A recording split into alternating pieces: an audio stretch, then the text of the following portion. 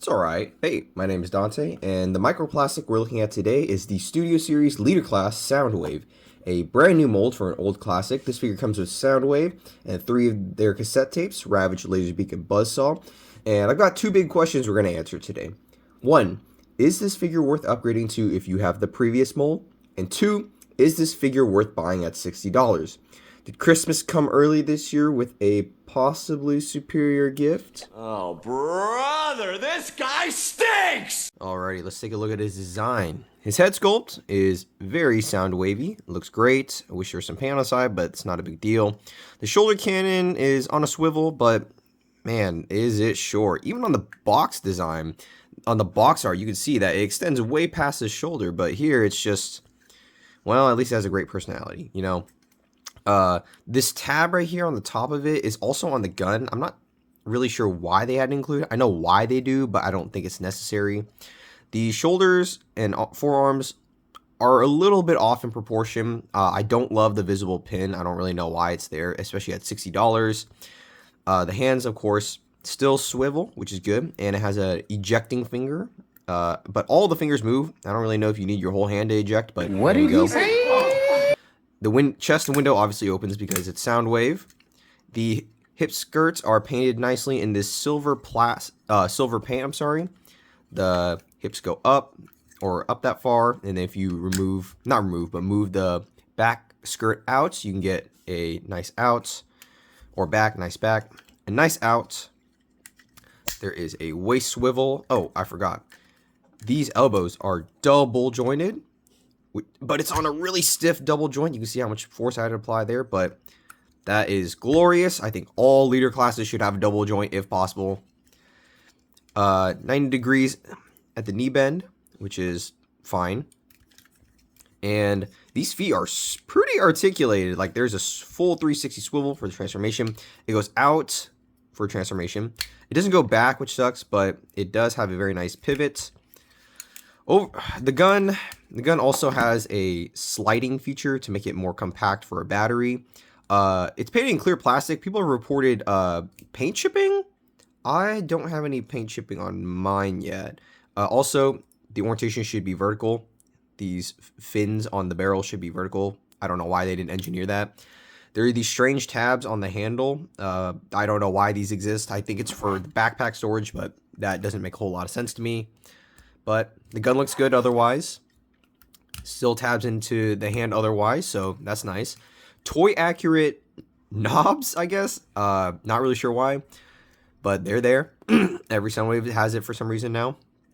The greebling is not super consistent, which I'm not so happy about. Like, I don't know why it's extremely flat in the front right here, but if you flip to the back, oh, tons of greebling.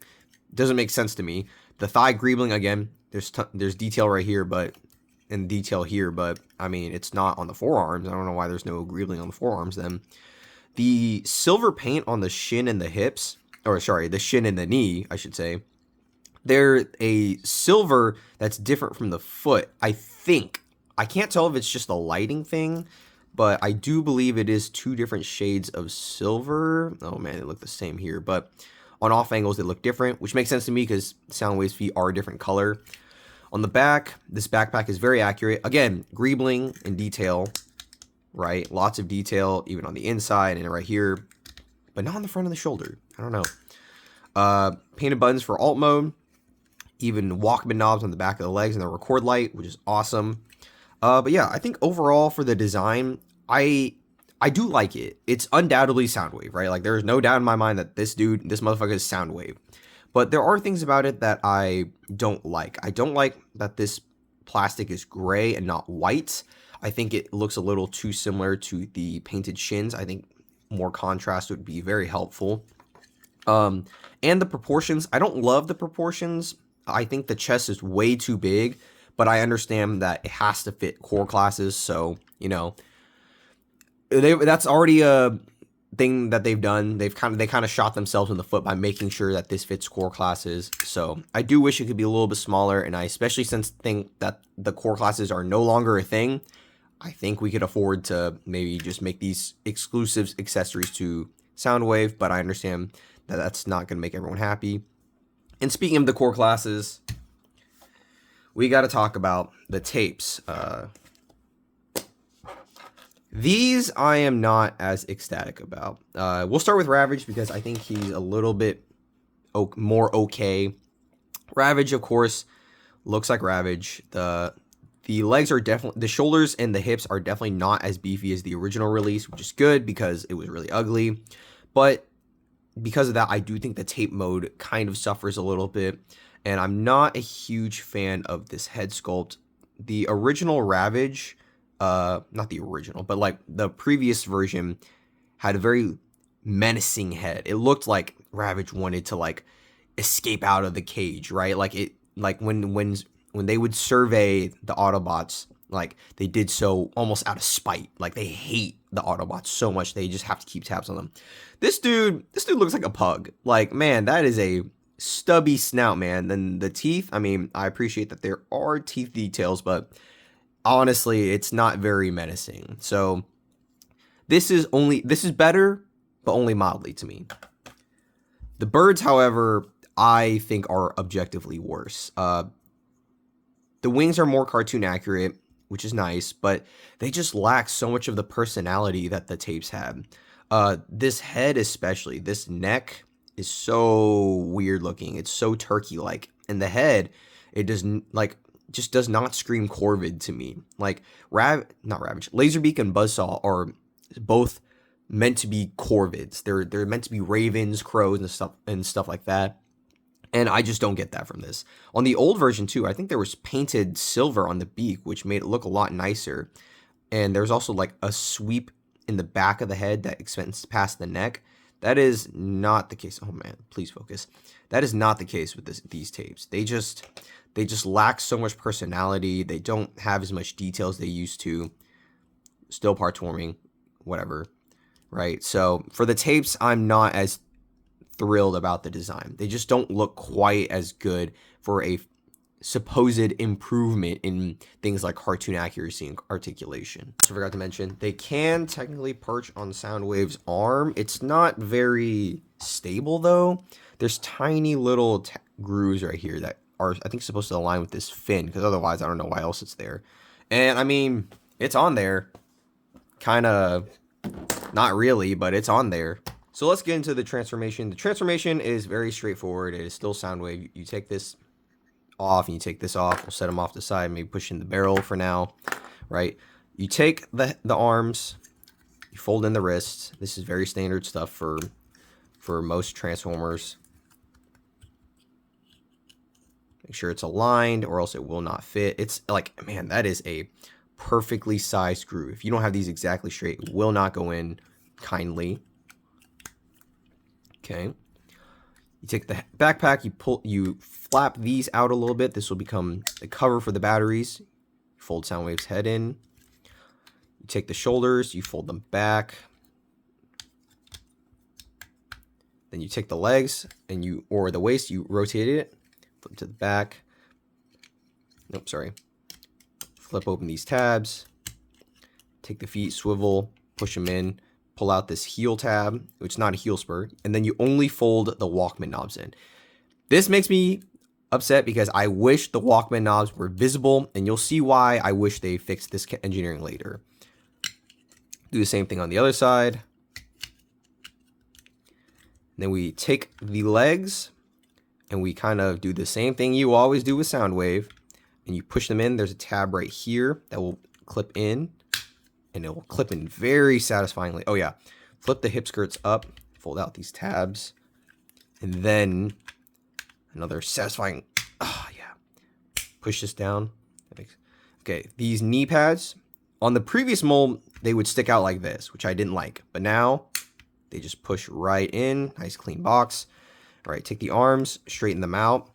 There's a tab right here on the wrist. It goes into this tab right here. There's no satisfying click, but you can tab it in, make sure it's all straight. Do the same thing on this side. Then you take the guns. The pegs go into this hole right here. See, you can kind of see there's like a cutout right there for the handle right here. So it's like, oh, so it fits perfectly, right? It fits in perfectly. Oh, man. Okay. maybe push this back a little bit and then put this in.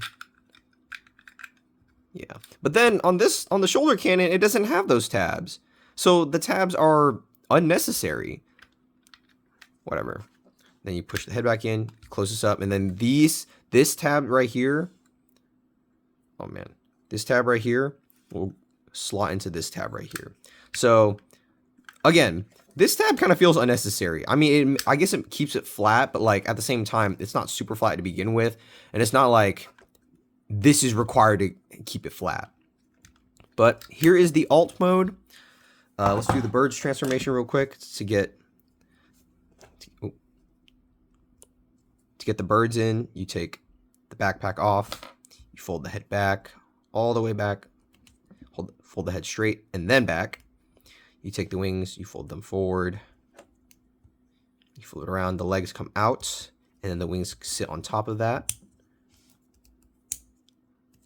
There you go.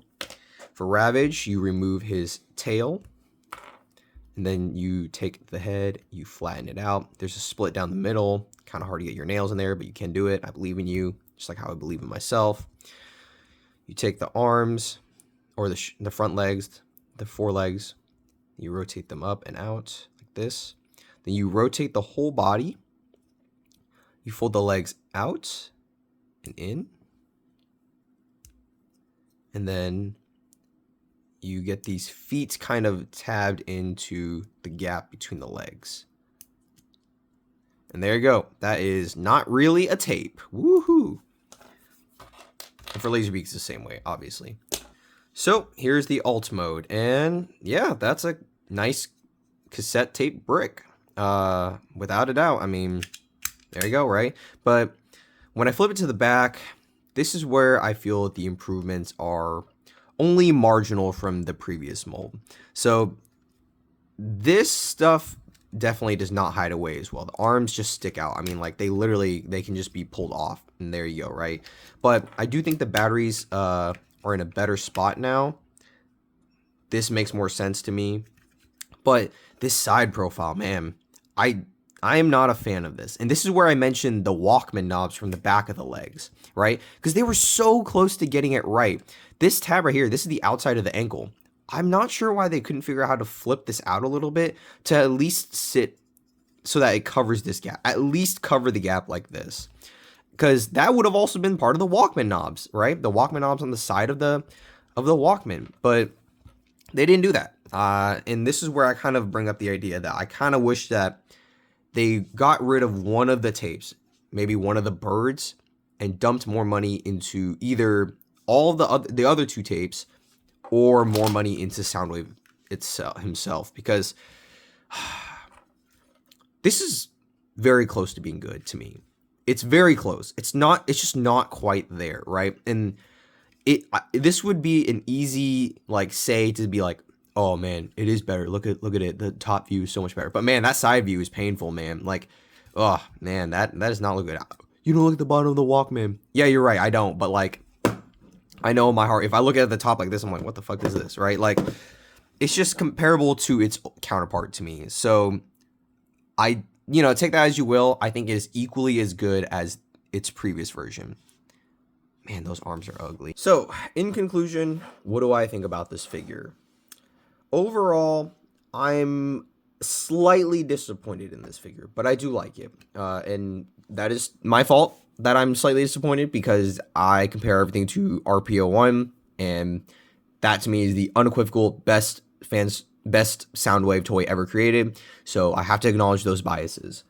But is this the best mainline Soundwave? Yes, it is undoubtedly the best mainline Soundwave to ever come out. But to answer the questions that I had stated at the beginning, is this worth it if you have the previous mold? I would say yes, you should buy this if you have the version without Buzzsaw. They re-released this a couple times, and in this most recent re-release, oh, not this specifically, but in the Legacy mold, they released it with Buzzsaw, and I think Buzzsaw looks way better in that mold. This Buzzsaw to me is not great. But if you